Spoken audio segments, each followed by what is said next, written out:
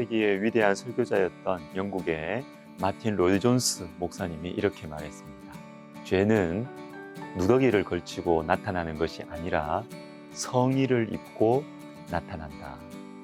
여러분, 누더기를 걸치고 또는 막 뿔을 달고 다가오면 죄인 줄 금방 알겠죠. 그러나 죄는 성의를 입고 거룩한 모습, 경건하고 세련된 모습으로 다가와요. 잘 분별해야 됩니다. 깊이 생각하셔야 합니다.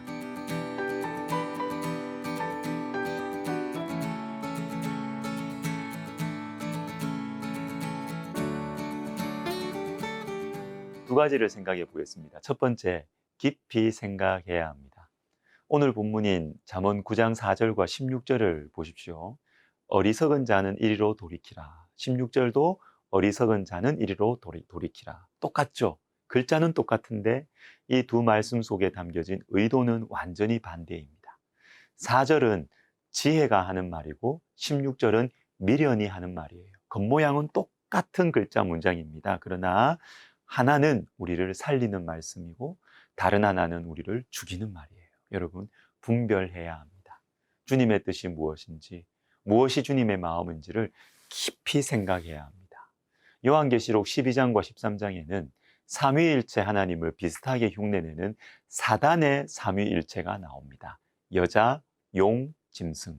겉모습, 말의 내용만 보면 몰라요. 깊이 생각해야 됩니다. 특히 말씀의 한 구절이 아니라 성경 66권 전체의 중심 주제, 그리고 한 단어, 한 문장이 아니라 말씀의 문맥, 흐름을 살펴야 한다는 것입니다. 데이비드 홀든이라는 분이 쓴 당신의 생각 바꿔야 바뀐다에 보면 사단의 특징이 잘 나타납니다. 들어보십시오. 기억하라. 사단은 거짓말쟁이다. 성의 신을 섬기라. 그러면 만족을 얻을 것이다. 사단은 온 세상에 이런 메시지를 전하지만 그 뒷모습은 감춘다. 가정이 깨어질 때 아이들이 느끼는 아픔, 성병과 에이즈, 낙태와 성매매의 폐해로 망가진 수많은 인생들에 대해서는 말하지 않는다. 사단은 거짓말쟁이고 거짓의 아비이기 때문에 그 메시지의 결말은 불행이다. 만약 모든 사람이 유혹을 느낄 때마다 전기 100볼트의 충격을 받는다면 사람들은 유혹이라는 것을 별로 좋아하지 않을 것이다. 자, 여러분, 사단은 거짓말쟁이에요. 자신이 하는 말과 행동의 의도를, 그 결말을 감춥니다. 여러분, 깊이 생각해야 됩니다. 사사기 6장, 기드온을 사사로 세우시는 장면을 생각해 봅시다. 하나님께서 기드온을 부르신 후에 처음으로 말씀하신 것이 내 아버지 집에 있는 바알과 아세라 우상을 헐라는 것입니다.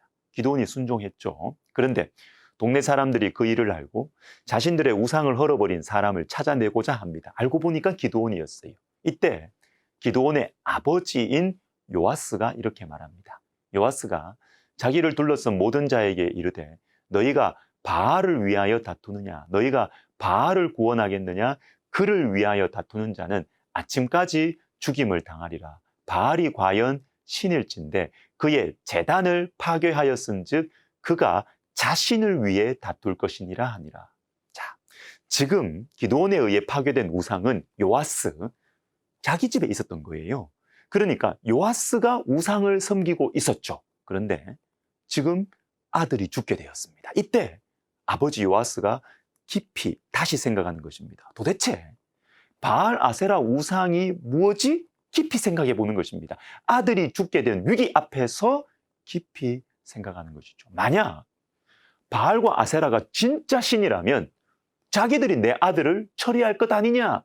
정신이 바짝 드는 것이죠. 20세기 초반 중반에 활동했던 유대인 철학자 마틴 부버라는 사람이 있는데요.